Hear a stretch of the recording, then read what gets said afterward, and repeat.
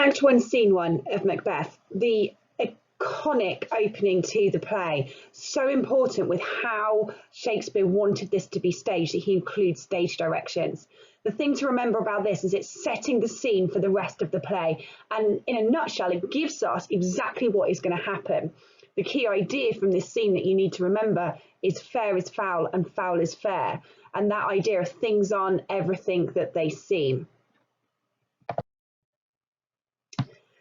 In Act 1, Scene 1, we see the witches stood there asking whether or not they're going to meet again in thunder, lightning, or in rain.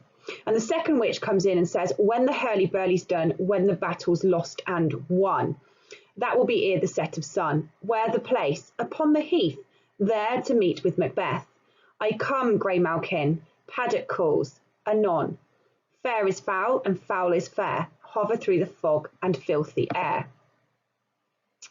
And so we've got to remember how crucial these witches are in the staging of the play. Remember that when this was actually staged back in Shakespeare's time, in the Jacobean era, there was no special effects. So Shakespeare adds in these stage directions into the script.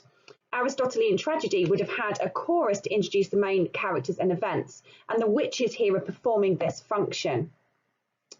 The second line that's there in red for you, when the hurly-burly's done, when the battle's lost and won. Literally here, Macbeth is fighting in a battle off stage, but there's a deeper metaphorical suggestion that when the play is over, the battle between good and evil, or the battle between those two sides of Macbeth is going to have been won one way or the other. And the third witch then says at the set of the sun, and we've talked about this before when we were studying Jekyll and Hyde, and that idea of premature twilight. The setting of the sun is the metaphorical ending of life. It's the end of the day.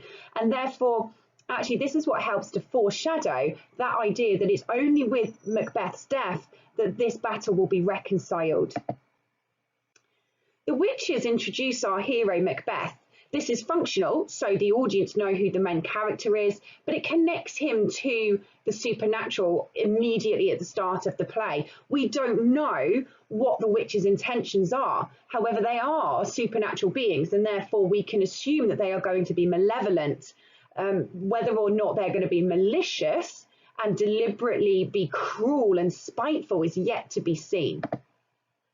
And that iconic last line, fair is foul and foul is fair, hover through the fog and filthy air, is absolutely crucial. It's about the reversal of good and evil, appearance and reality. Things are not what they seem.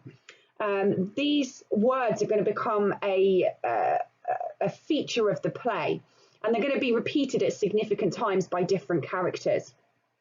So what you need to remember about this particular section of text, this very, very start of the play, is you have three witches stood in an isolated place in the middle of a storm, and they're talking about meeting Macbeth once the battle is over, and they outline that everything is not as it seems.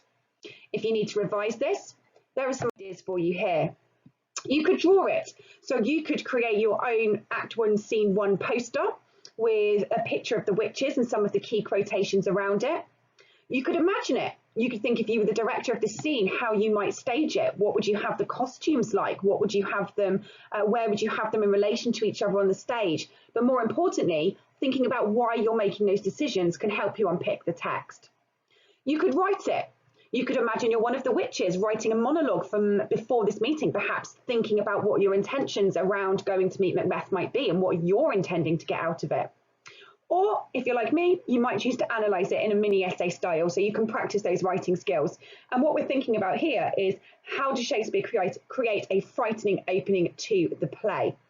We've already done this in class, but you might have missed it. So it's a good opportunity to go back now that we're into the play and revise what we've already looked at, or have a go at rewriting it if you need that practice.